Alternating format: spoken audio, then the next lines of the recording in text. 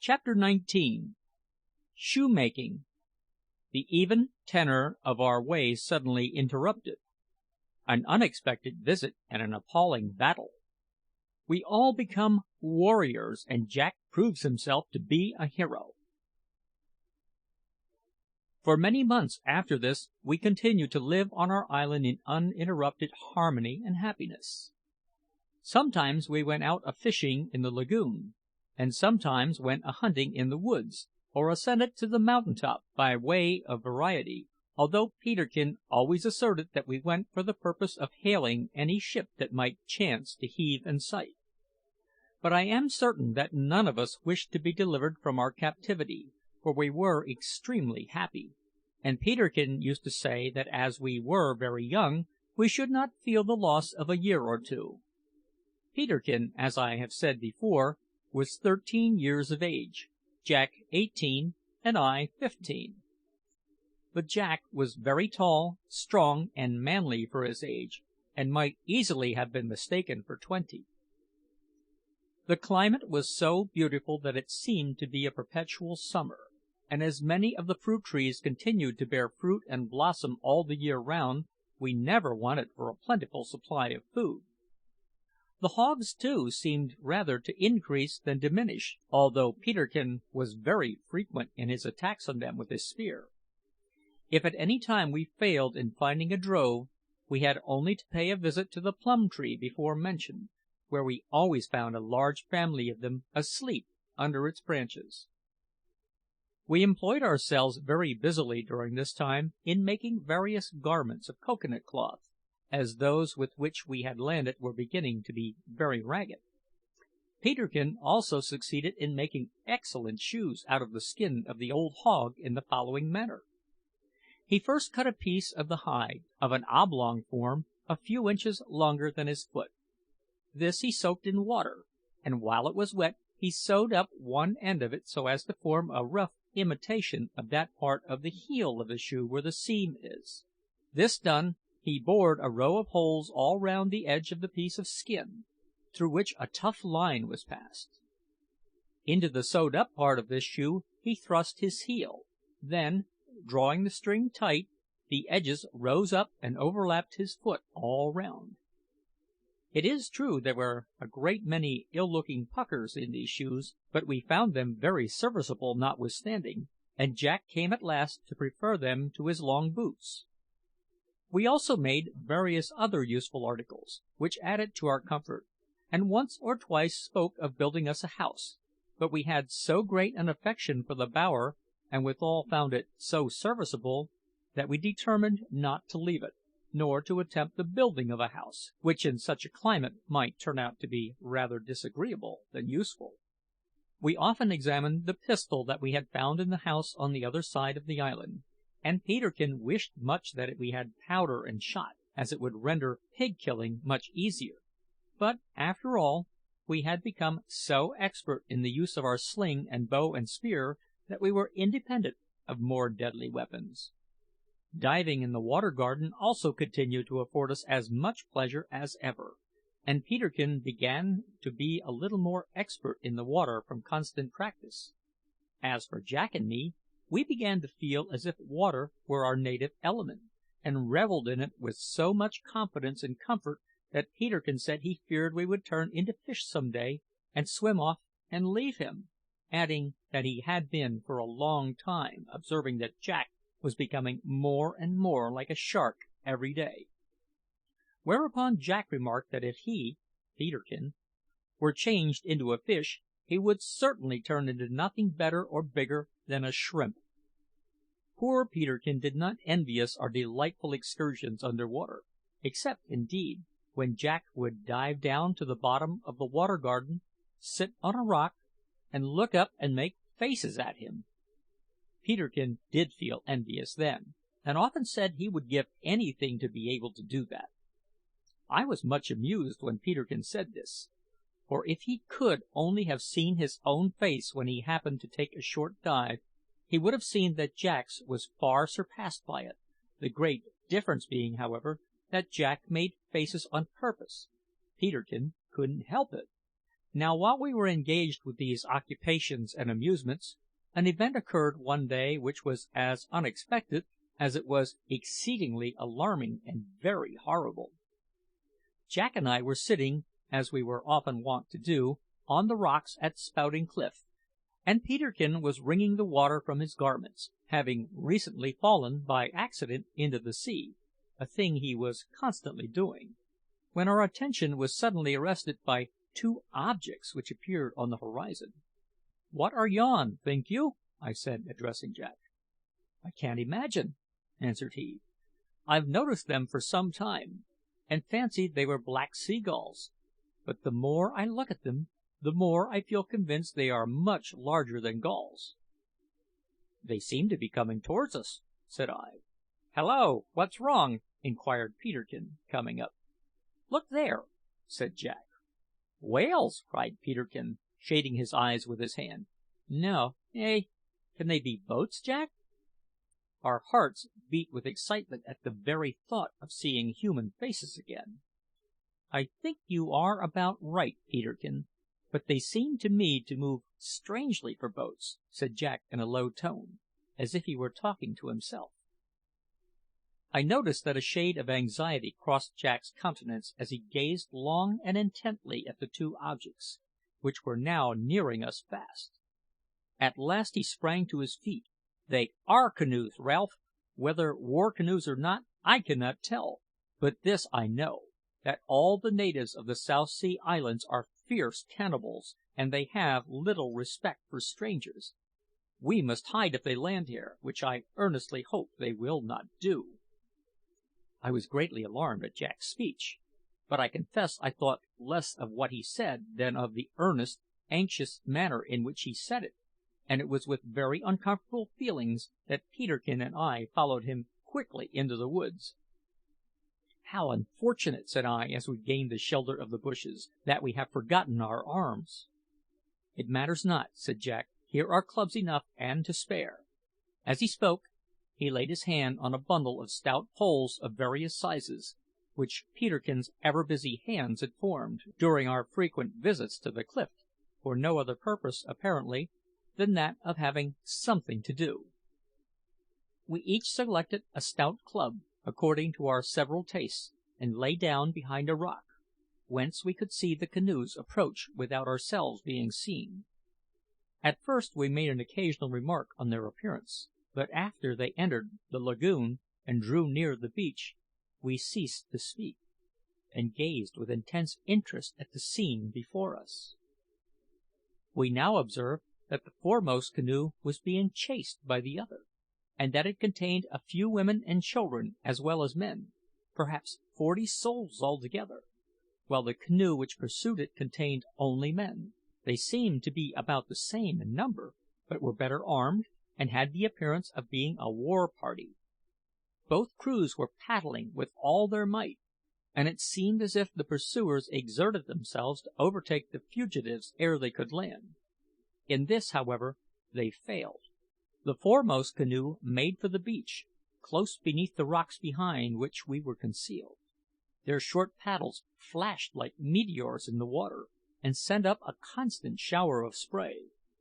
The foam curled from the prow, and the eyes of the rowers glistened in their black faces as they strained every muscle of their naked bodies.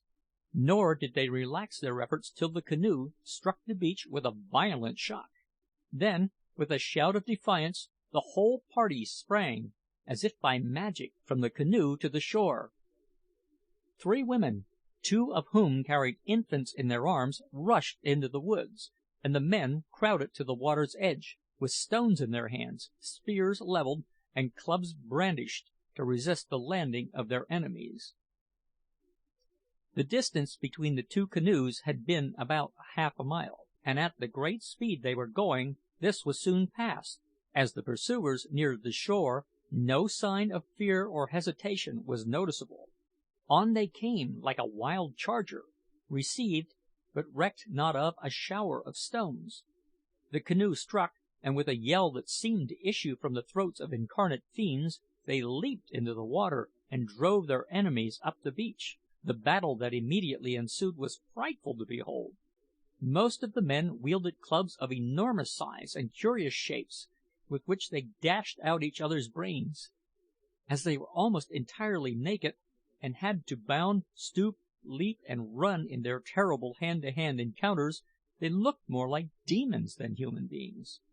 I felt my heart grow sick at the sight of this bloody battle, and would fain have turned away, but a species of fascination seemed to hold me down and glue my eyes upon the combatants. I observed that the attacking party was led by a most extraordinary being, who, from his size and peculiarity, I concluded was a chief. His hair was frizzed out to an enormous extent, so that it resembled a large turban. It was of a light yellow hue, which surprised me much, for the man's body was as black as coal, and I felt convinced that the hair must have been dyed. He was tattooed from head to foot, and his face, besides being tattooed, was besmeared with red paint and streaked with white. Altogether, with his yellow turban-like hair, his herculean black frame, his glittering eyes, and white teeth, he seemed the most terrible monster I ever beheld. He was very active in the fight, and had already killed 4 men. Suddenly, the yellow-haired chief was attacked by a man quite as strong and large as himself. He flourished a heavy club, something like an eagle's beak at the point.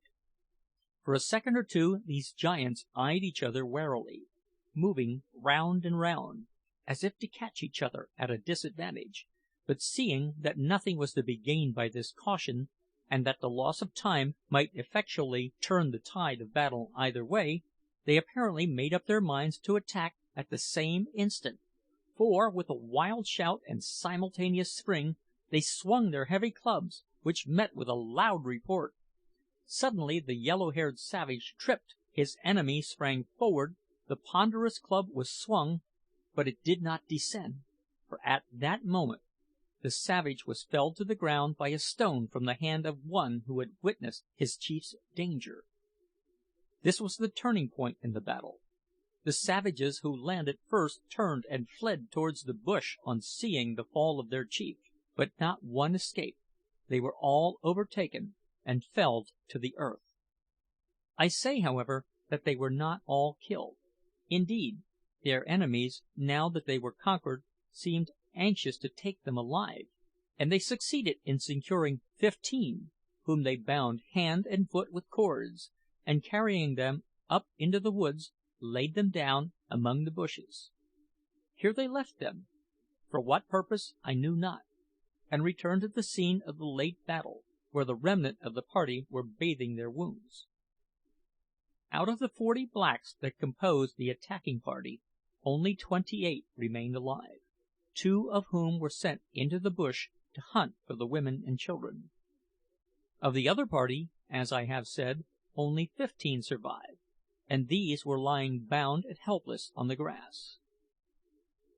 Jack and Peterkin and I now looked at each other, and whispered our fears that the savages might clamber up the rocks to search for fresh water, and so discover our place of concealment. But we were so much interested in watching their movements that we agreed to remain where we were; and indeed, we could not easily have risen without exposing ourselves to detection. One of the savages now went up to the woods, and soon returned with a bundle of firewood, and we were not a little surprised to see him set fire to it by the very same means used by Jack the time we made our first fire, namely, with the bow and drill. When the fire was kindled, 2 of the party went again to the woods and returned with one of the bound men. A dreadful feeling of horror crept over my heart as the thought flashed upon me that they were going to burn their enemies.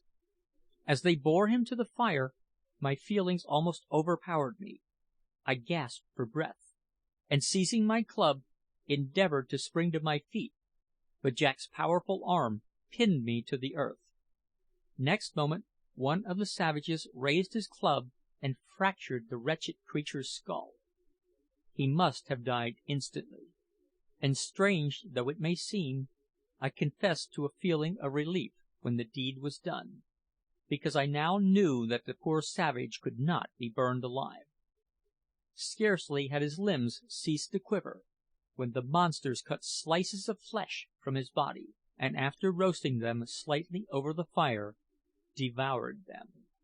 Suddenly there was a cry from the woods, and in a few seconds the two savages hastened towards the fire, dragging the 3 women and their 2 infants along with them. One of these women was much younger than her companions, and we were struck with the modesty of her demeanour and the gentle expression of her face, which, although she had the flattish nose and thick lips of the others, was of a light brown colour, and we conjectured that she must be of a different race. She and her companions wore short petticoats, and a kind of tippet on their shoulders. Their hair was jet black, but instead of being long, was short and curly, though not woolly, something like the hair of a young boy. While we gazed with interest and some anxiety at these poor creatures, the big chief advanced to one of the elder females and laid his hand upon the child. But the mother shrank from him, and clasping the little one to her bosom, uttered a wail of fear. With a savage laugh, the chief tore the child from her arms and tossed it into the sea. A low groan burst from Jack's lips as he witnessed this atrocious act, and heard the mother's shriek as she fell insensible on the sand.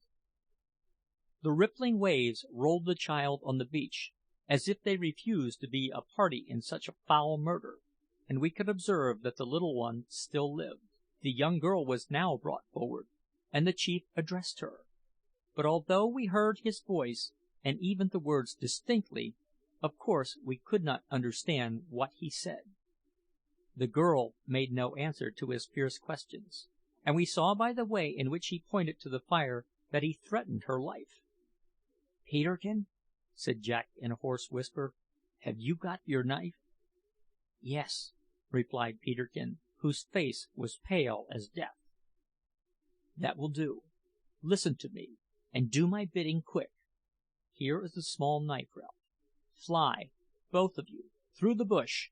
Cut the cords that bind the prisoners and set them free. There, quick, ere it be too late." Jack sprang up and seized a heavy but short bludgeon, while his short frame trembled with emotion and large drops rolled down his forehead. At this moment the man who had butchered the savage a few minutes before advanced towards the girl with his heavy club. Jack uttered a yell that rang like a death shriek among the rocks. With one bound he leaped over a precipice full 15 feet high, and before the savages had recovered from their surprise, was in the midst of them, while Peterkin and I dashed through the bushes towards the prisoners. With one blow of his staff Jack felled the man with the club. Then, turning round with a look of fury, he rushed upon the big chief with the yellow hair. Had the blow which Jack aimed at his head taken effect, the huge savage would have needed no second stroke; but he was agile as a cat, and avoided it by springing to one side, while at the same time he swung his ponderous club at the head of his foe. It was now Jack's turn to leap aside, and well was it for him that the first outburst of his blind fury was over, else he had become an easy prey to his gigantic antagonist. But Jack was cool now. He darted his blows rapidly and well, and the superiority of his light weapon was strikingly proved in this combat, for while he could easily evade the blows of the chief's heavy club, the chief could not so easily evade those of his light one. Nevertheless, so quick was he, and so frightfully did he fling about the mighty weapon, that although Jack struck him almost every blow, the strokes had to be delivered so quickly that they wanted force to be very effectual. It was lucky for Jack that the other savages considered the success of their chief in this encounter to be so certain that they refrained from interfering. Had they doubted it, they would have probably ended the matter at once by felling him; but they contented themselves with awaiting the issue. The force which the chief expended in wielding his club now began to be apparent. His movements became slower, his breath hissed through his clenched teeth, and the surprised savages drew nearer in order to render assistance. Jack observed this movement. He felt that his fate was sealed, and resolved to cast his life upon the next blow. The chief's club was again about to descend on his head. He might have evaded it easily, but instead of doing so, he suddenly shortened his grasp on his own club, rushed in under the blow, struck his adversary right between the eyes with all his force, and fell to the earth, crushed beneath the senseless body of the chief. A dozen clubs flew high in the air, ready to descend on the head of Jack, but they hesitated a moment, for the massive body of the chief completely covered him. That moment saved his life. Ere the savages could tear the chief's body away, 7 of their number fell prostrate beneath the clubs of the prisoners whom Peterkin and I had set free, and 2 others fell under our own hand. We could never have accomplished this had not our enemies been so engrossed with the fight between Jack and their chief that they had failed to observe us until we were upon them. They still outnumbered our party by 3, but we were flushed with victory, while they were taken by surprise and dispirited by the fall of their chief. Moreover, they were awestruck by the sweeping fury of Jack, who seemed to have lost his senses altogether, and had no sooner shaken himself free of the chief's body than he rushed into the midst of them, and in 3 blows equalized our numbers. Peterkin and I flew to the rescue, the savages followed us, and in less than 10 minutes the whole of our opponents were knocked down or made prisoners, bound hand and foot, and extended side by side upon the seashore. Chapter 19.